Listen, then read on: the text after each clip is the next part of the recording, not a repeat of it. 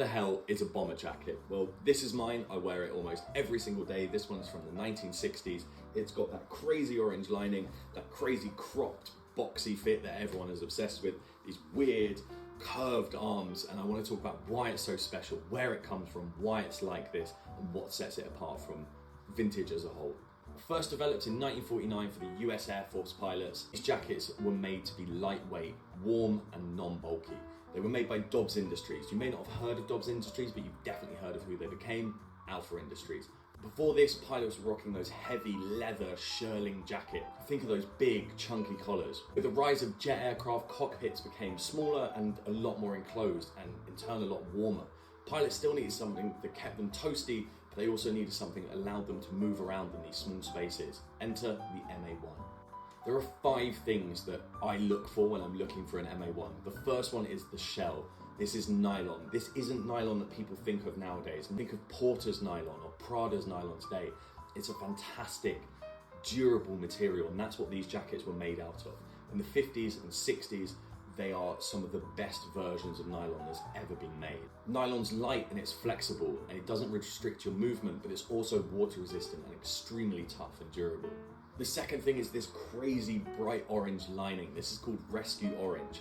Every MA-1 that was actually for the military will have this. There are civilian versions that were made later on and even up to today, and some of the designer ones I'll get onto later. If a pilot crashed, they could turn the jacket inside out and it would be extremely visible if you think they're going to be falling maybe into the sea or a forest or the snow. This bright orange will stand out for rescue crews. I think the thing that makes them so popular, apart from just kind of being a good green and really easily wearable, is the cut. They are a crazy fit. There's not much that fits like it. They sit almost on the belt line, but then balloon out to have this crazy curved silhouette, and the arms curve as well. This is all about function.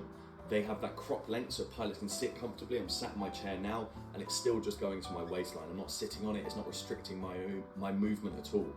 It's got wide sleeves, it's easy to move. It's got a set-in sleeve, which is usually not the best for movement. You'd want a raglan, but this works perfectly. It's got these ribbed collars and cuffs. These cuffs are crazy. They hold in even if you move backwards, and it's because they've got that 2-step design, which is wider here and closer at the actual cuff itself. Next up is pockets. Every proper MA-1 should have this zipped utility pocket on the left sleeve.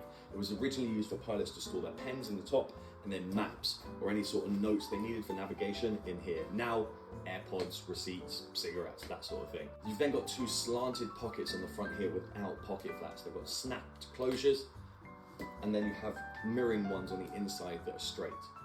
Last thing is insulation. These are warm but not too warm. Unlike older flight jackets, the MA-1 isn't filled with a heavy wool.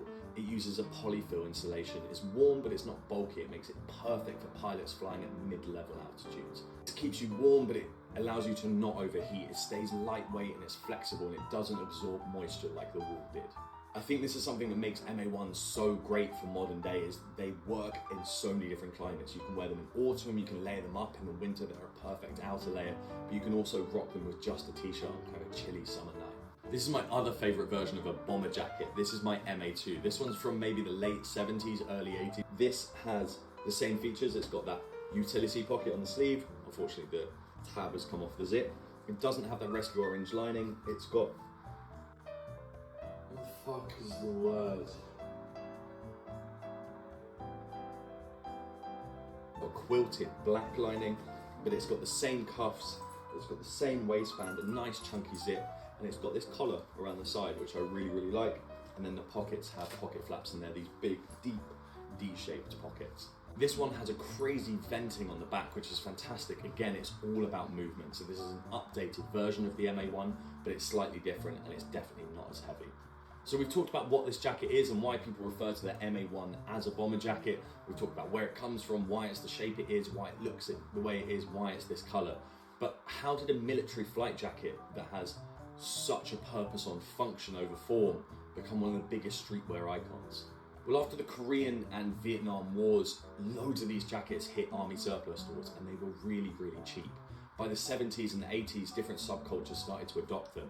You had the punks and the skinheads in the UK. They wore MA-1s as a statement, sometimes paired with Doc Martens, Levi's 501s. It was a super bold super anti-establishment look, and unfortunately that's fallen into the look of neo-Nazism and stuff like that as well, but that's not originally where it came from. Then you move to hip-hop and streetwear. By the 90s it became a hip-hop icon.